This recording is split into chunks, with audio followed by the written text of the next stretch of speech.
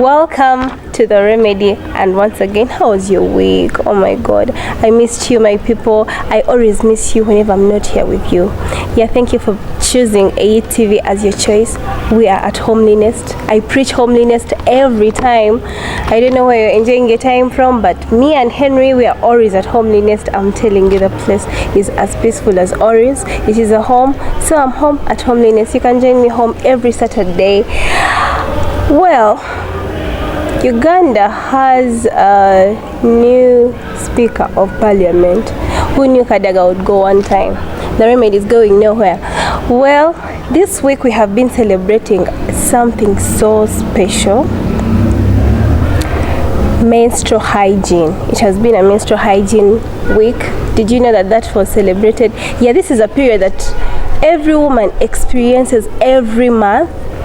It prepares us to become mothers of the future. Yeah, we're the mothers of the generation. But you cannot become a mother without experiencing some things. It's not a condition, it's not a disease, yet some people find it as if it is a derogatory term to talk about, yet it is actually something normal. Well, you're on The Remedy and I'm not alone.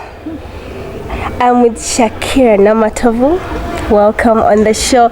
So you guys, funny story. I was young, very little. I had just joined my campus and I meet these beautiful ladies, and one of them was Shakira, to bring me to the campus world. And I was in this group called GIA. GIA. Gorgeous, intelligent, ambitious, right? Yeah, I don't know where that group went, but it was a big deal, by the way, to me. So welcome to the show. Thank you so much. I'm glad to have you. Glad to meet you too. Yeah, so you're on ATV, you're home. Yeah, I'm not going to talk a lot about you, yet you're here, right? Yet you can talk. Okay. Yeah, so tell us. Okay. I'm glad to be here with you, Jenny. And I would gladly say I was a mentor to Jenny at one day. Yeah, she was, for real. So my name is Shakira Namatovu. I'm co-founder EcoSmart Uganda Limited, a company that produces or manufactures sanitary pads from the sugarcane fiber. And it is an innovation that is behind the five brains, and we work as a team. We have our CEO, who is Arianyishka Noel, biomedical engineer by profession. We also have Lydia Asimwe, who is our production manager. We have Baba's Susan, fellow co-founder, and Kaziwe Sam, who is the only gentleman on the team. Okay, so you're the right person to have today after this whole crazy week about menstrual hygiene. Yeah, so as the whole world, glad to bring to you by the whole world celebrates this day. Yeah, some of you didn't know, I know. Yeah, we have a theme, right? Yeah. So you're going to tell us the theme and how you as EcoSmart is trying to fulfill this theme. So as I said, EcoSmart, first of all, for us to fit in the menstrual hygiene day, we are producing the pads that are affordable to these little young girls. We're going to see how affordable that is. Yes, okay. And we also do their menstrual hygiene education and information about how these girls can handle the whole process. Okay. So in this, we had a theme that talks about the post-COVID-19 recovery plan, about the menstruation among the girls. Yeah. So here we want to see what have the country done after the pandemic. What are the effects that these girls have? What were the effects of the COVID-19 pandemic? So we see that there was the out of stock. The products were out of stock. The supply chain was disrupted after the whole pandemic. So we see this affected our girls. not only the ones in the rural areas, but also in the urban areas. In this case, these girls and the menstruating girls could not access the sanitary pads. And we also see that we also had people who were quarantined, for example, and for 14 days. And how did these girls and women manage their menses during that quarantine? We also see, but I hear that the government issued some sanitary pads for those people who were quarantined after an issue was raised by some member of parliament. So how many of them were reached to? Exactly. So we have to look at that also. So we also had an issue whereby these girls, our girls who were attending school, left school and went home. So in this case, they could not get information, because they usually get that information about periods from school. But here is an issue that these girls have gone back home. The parents have, I would say, have limited confidence to talk to their girls about, and how informed are the parents yes. So we really see that all those affected these girls. You're talking about the information. I'm sorry to cut you short, by the way, but it is a very big thing, and I might forget. About educating these girls. How do you guys do it? Like whenever you go to school, and do you only focus on the girls? Because even the boys need to know these things for real.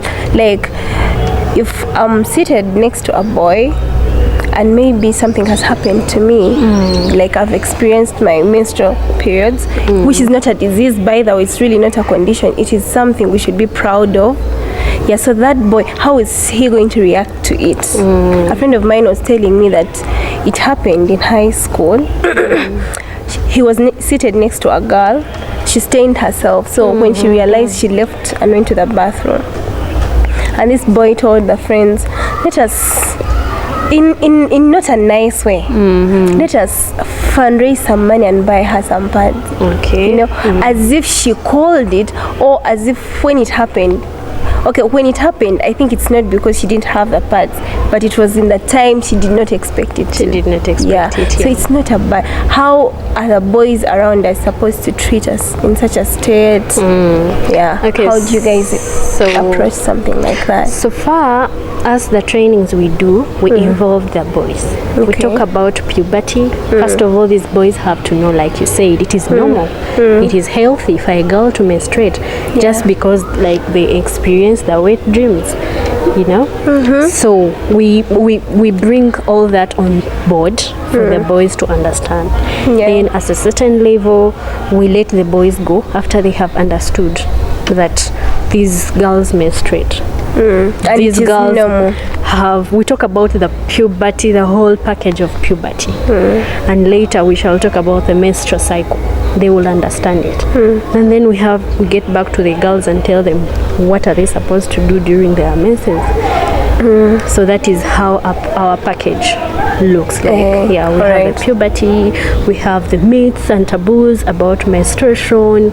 We talk about all that, including the boys. Tell us some myths. For example, we have like a girl cannot cook while menstruating. It is a myth. For example, I would say no, I cannot. I may say maybe I cannot eat food. I cannot eat on the table with the others because I'm menstruating, which is a what? It's a myth. It is a myth. So, but all this actually what we usually see is us take it for granted, but these things, all these myths stigmatize our girls. At the end of the day, they'll grow up without the confidence. Because she has been told, I cannot share a table with someone when I'm menstruating. And that even with the girls who are dating lately, I know some boys tend to avoid their girlfriends when they're menstruating. Yet it's the time I need you, like even emotionally, where there is the way our hormones are, oh my god, all over the place. So that is the time I need emotional support. So I think you talk about that as well. You guys don't tell them that there is no relationship out there. Sure, it is there. Yeah, but okay, when you're telling the youth, which kind of age are you focusing on? We focus on majorly the school-going girls and the community. For example, recently on 7th in December during the pandemic, we did a menstrual hygiene campaign. We reached out to the girls in the rural settings, in the suburbs, for example in Kawempe. Okay. Yeah, we have those suburbs in Kampala. We also reached out to Wizibwera here in Barara, the rural Barara. Yeah, so we do the talk, give out the products. Yeah, for example, I can give you the moon beads to know your cycle, so all that. I want some. Yeah. So that's okay. Yeah, this girl is really empowered to handle her menses. And to understand that she's not going through it alone. Exactly. Yeah, that is a very good thing you guys are doing. So, how about those rural places that you've not yet gone to? How can they get to you? We really have a target, only that our product is not yet out. Okay. But once it is out, we have a plan to go visit those rural areas, because these are our target people. We reach out to them, give them the education, and we also, on the money bit of it, we can be hired by companies, like for example. By the way, how much are these pads? Affordable, by the way. Of course, we would reduce our current cost for the sanitary pad is at 2.5, at 3. So ours Economics has it at 6, by the way. That means 6,000. That means per year a woman has to have used like 144. That means your vagina is paying rent. Yes. Yeah. So we really want to really cut out the costs. That was our major aim. Can we have these pads accessible, first of all? Can we have them at an affordable price? And then we look at the environment. Okay. Yes. Like you said, if we have like 1,000 women menstruating, or just in Lugazi, how many are disposing of those sanitary pads, and where are they disposing them? Where? So how is all that affecting our environment? How is it affecting the environment? So we also looked at that and said, no, EcoSmart can produce a sanitary pad that is degradable. How do we dispose? Okay, how different, how unique are these pads of EcoSmart from the ones we've been using?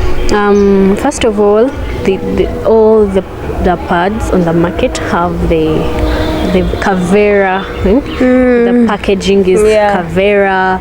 The whole thing is in Cavera. They are everywhere. Those pink things and blue things are everywhere. Yeah. So that's why we are trying to really come out with, first of all, work on our packaging. The packaging is really going to be like, if I got my sanitary pad out of it, I throw it somewhere, it will decompose. And it won't look like it was a pad. Yes. That is a good one. I need a pack like immediately when they're out. Okay.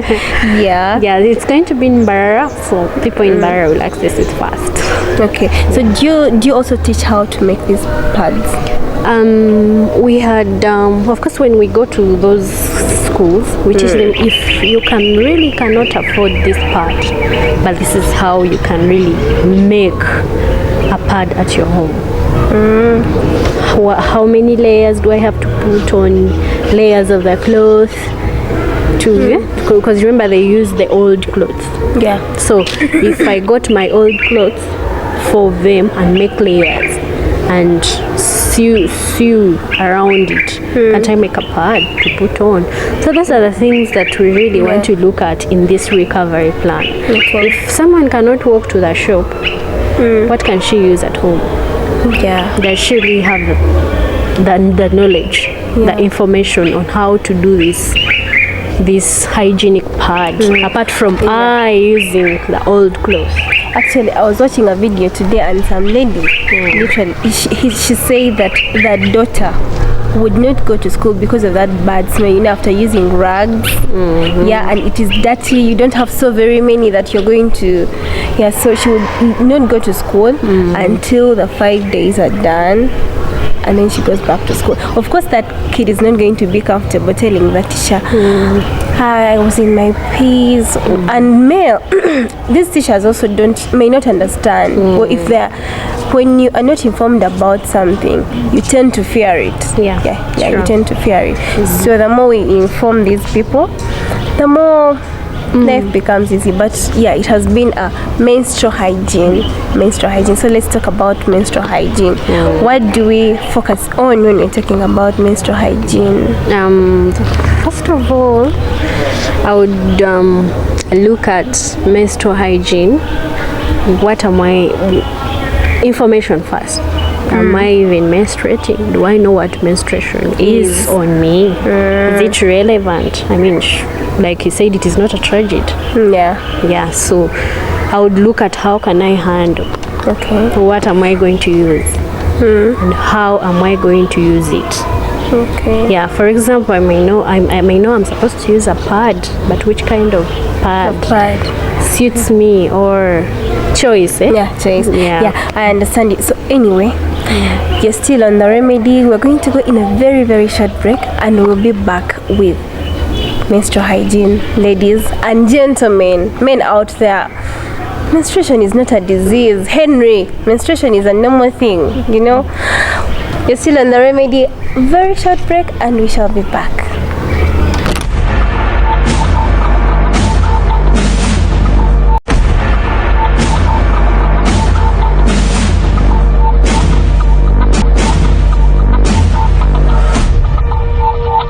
Yes, gadgets are now inevitably needed in your day-to-day life. Use any chance to grab some for yourself. For Western Uganda and beyond, the only trusted electronics shop is Edgar Communications. Welcome to Edgar Communications Mbalala. So we sell phones, specifically Tecno, Infinix, Itel, Nokia, Samsung. We have smartphones. We have also button phones. Then we sell TVs, Hisense, LG, Star X. Then we have Fufas, Alip, Jag, and others. For these and more appliances and accessories, reach them at their shop located in Barara City opposite Shell and Kore, or call them now on 0701 467426 or 0785 356453.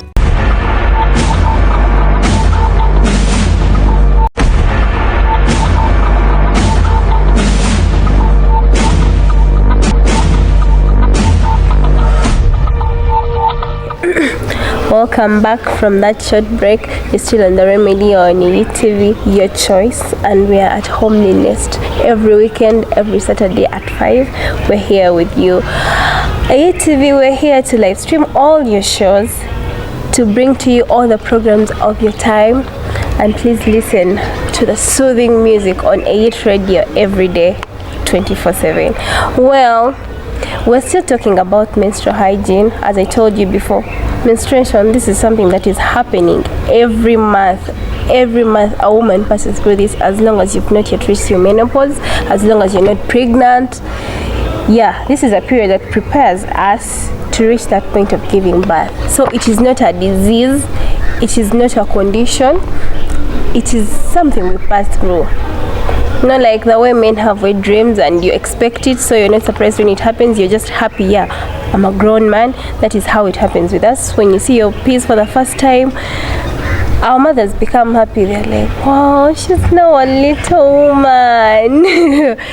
But in that period, what are you doing to emphasize your hygiene? Because it's a tricky moment if someone around you and you yourself doesn't know what to do.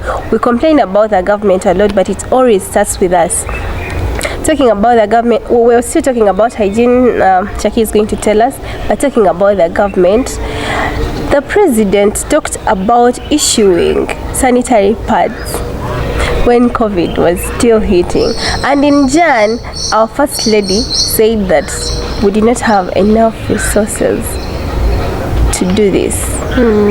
Talking about the taxes that are on these sanitary pads, yet it is not a choice. We did not choose to do this, and even if we want it or not, it has to come. Whether you're born from a rich family or you're from an outskirt, you have to experience this. Do you have something to say about that before we get to the Yeah, because as menstrual hygiene and reproductive health advocates have been advocating for all that. But fine, I've seen Ireland country, it has passed its bill of giving out free sanitary pads. So I kept on thinking if it was Ugandan government. Yeah, so it ladies would happen. Shall wake up one day and that these members of parliament are receiving 20 million for their cars. Yeah, that their parents are going to be on medical insurance. And look at ladies in the villages. Yeah, they don't have sanitary pads. The government. Yeah, the government should do something about it. It starts with us. We need to talk. We don't need to keep quiet, really. Yeah, and in this, we really, call out to this. The menstrual hygiene management has not been put to the forefront. Yeah. People will come up when it is sexual and reproductive health. People will talk about family planning. People will talk about. They'll bring up the family planning issue, the teenage pregnancy. But see how many girls have gotten pregnant during the pandemic. And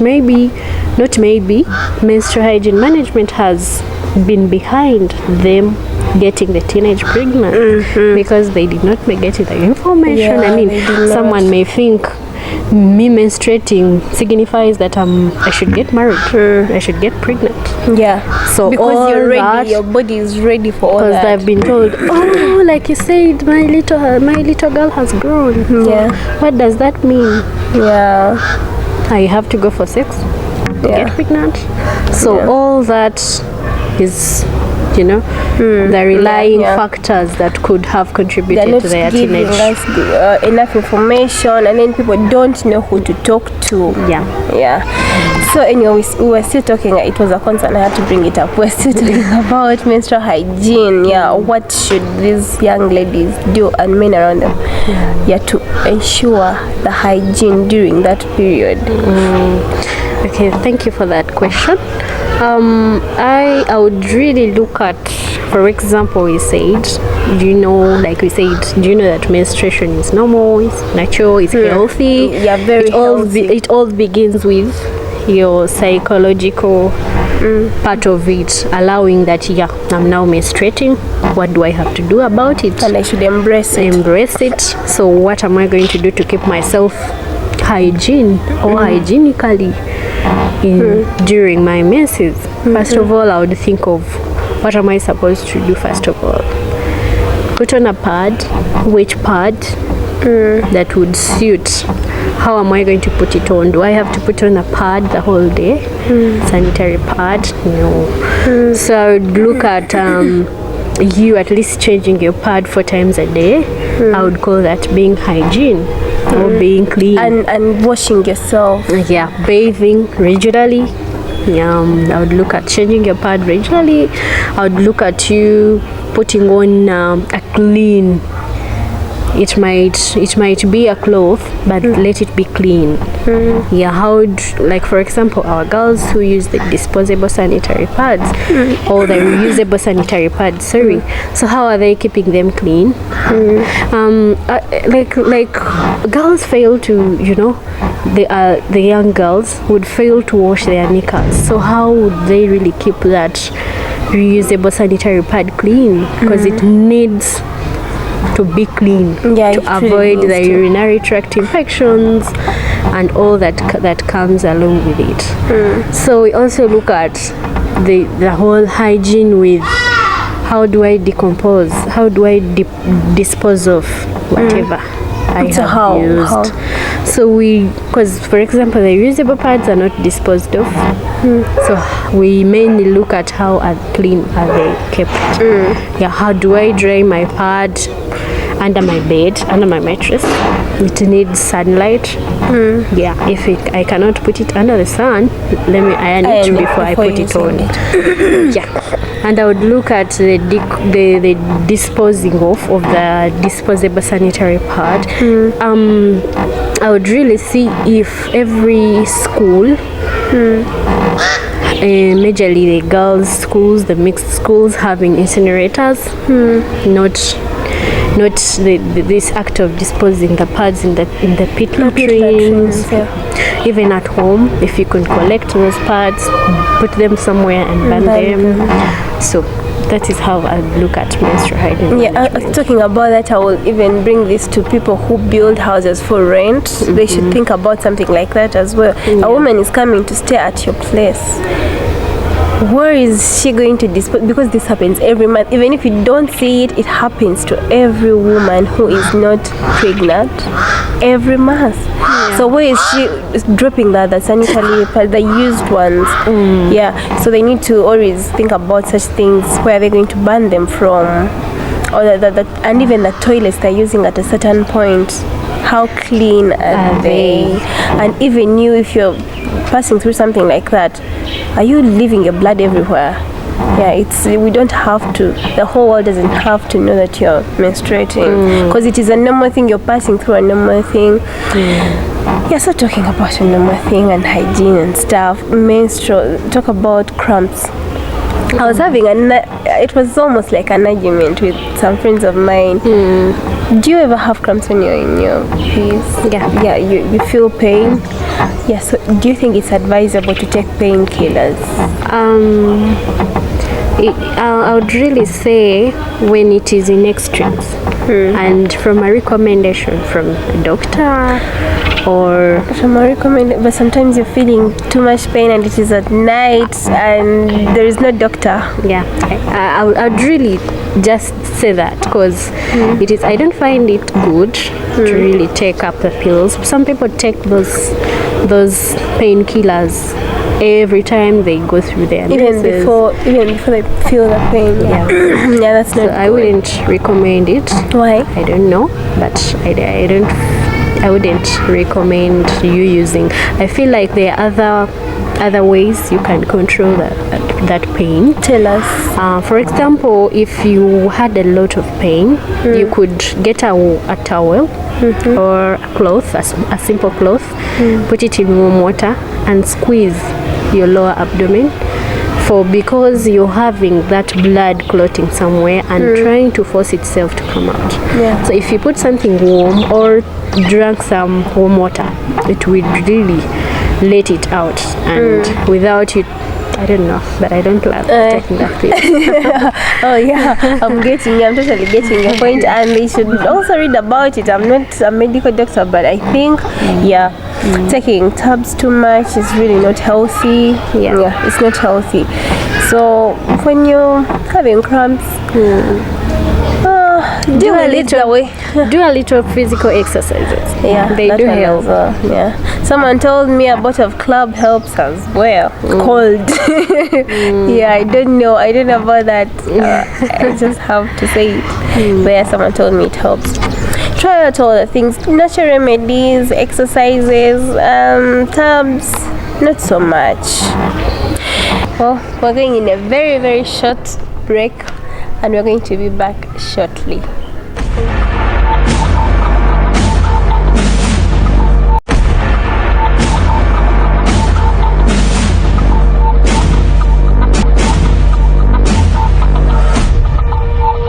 You're welcome back. We've been in a very short break. Yeah, that was so short. Still with Henry at Homeliness and Shakira telling us about menstrual hygiene. It is an interesting topic. Every girl must watch, every man must watch. Yeah, so talking about menstrual hygiene, I wouldn't want to talk about it alone or as only us. How freely do you think people should talk about this, and how often? Which type of people should talk about it? Okay, thank you, Jenny, for that question. You're welcome.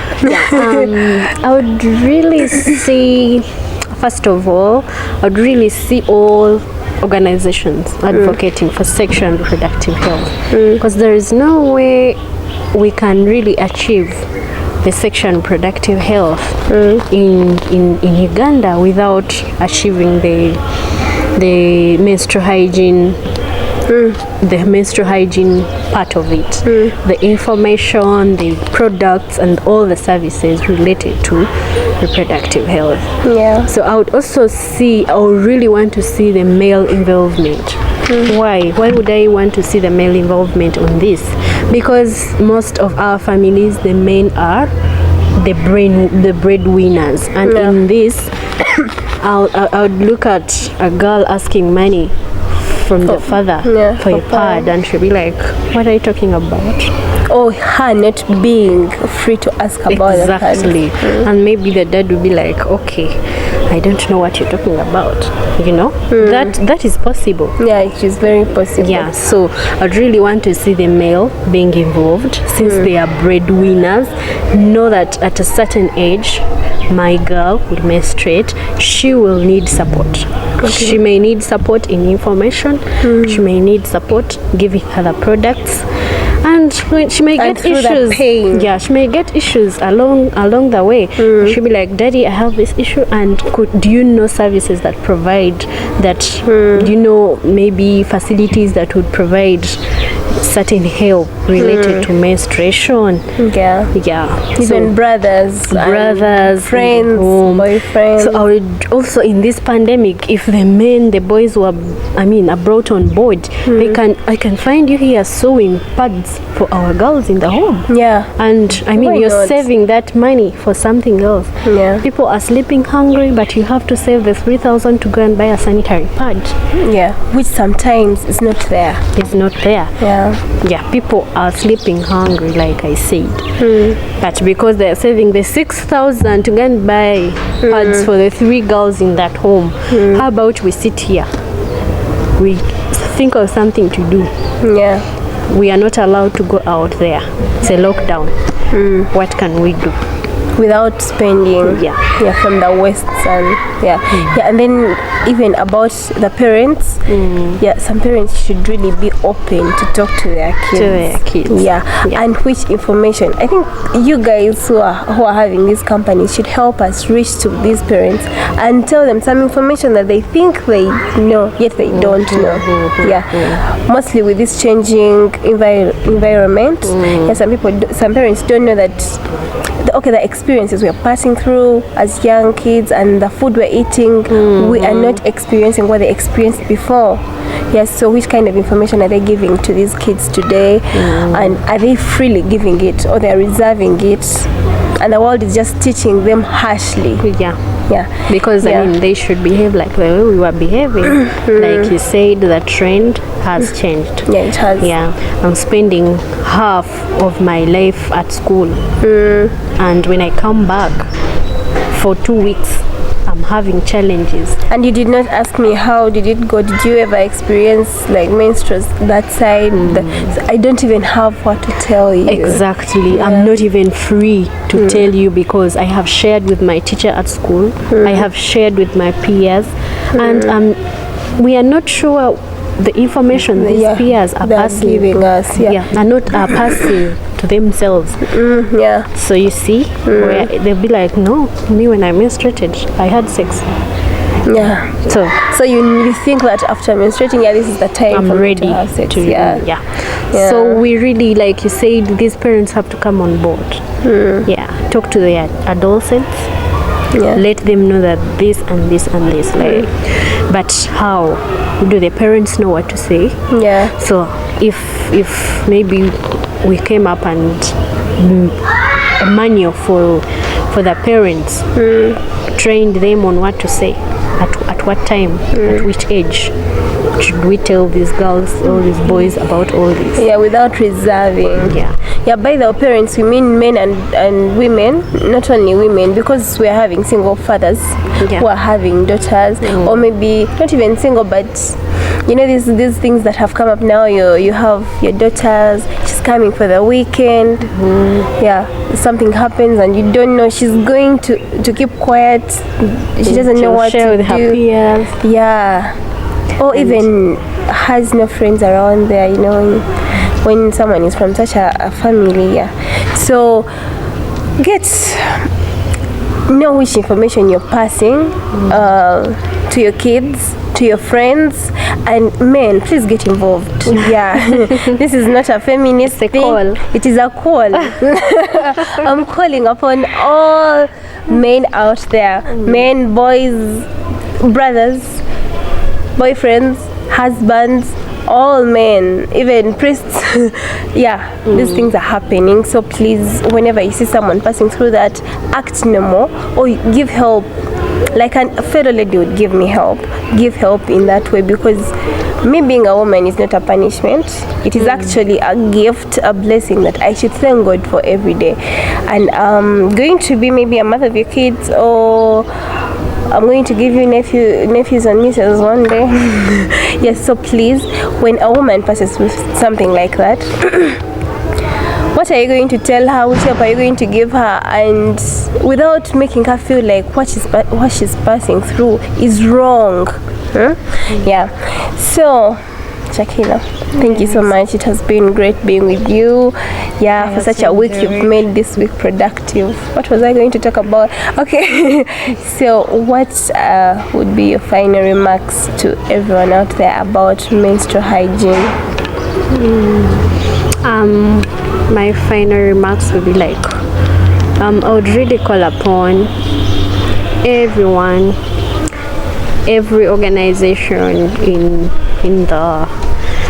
the sexual and reproductive health, the advocates, to put menstrual hygiene management on the forefront. And also we need these girls to thrive. Yeah, we see them being successful. Yeah, for example, the other time we had an argument that no, the girls have now thrived. We have a number of them now being MPs. We have a number, but we still have more. If you looked into a class of 1,000 girls, you would find in 1,000 people, you would find that most of them are boys. Yeah, that means we still have a long way to go. Yeah, and maybe some of the issues that we ignore, like menstrual hygiene has been one of the biggest causes of school dropouts in villages. For real, the UN statistics say that 1 in 10 girls misses school because she's menstruating. And among those 10 girls, that means if you got 20, you'll be having 2. And can you imagine how many girls menstruate per week? Per month, because they have different cycles. So I would also see in this pandemic, the global pandemic crisis, I would really want to see first organizations, the government coming up to really see that these girls have access to facilities, have access to products, have access to services. Let us also put menstrual hygiene management to these health, how are they called? The health fight with it. Fight with it. Yeah. For example, like if we are having an ambulance that is around during the pandemic, let us have that ambulance supplying pads around. Like people are not allowed to move. Give that car a sticker to supply pads.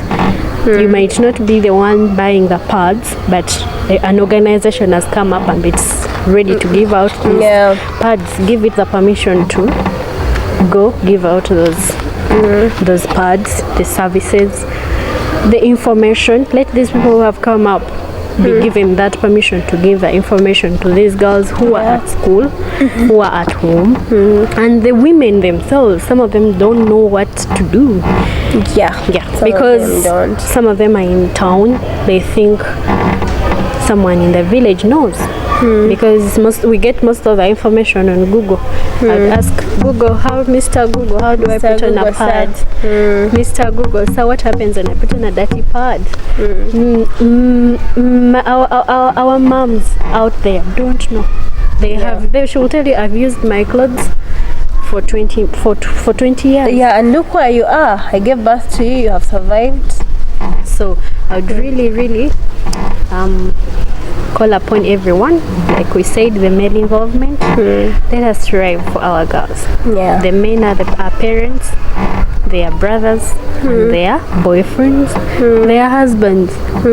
So I would really call upon them to join the menstrual hygiene management fight. Yes.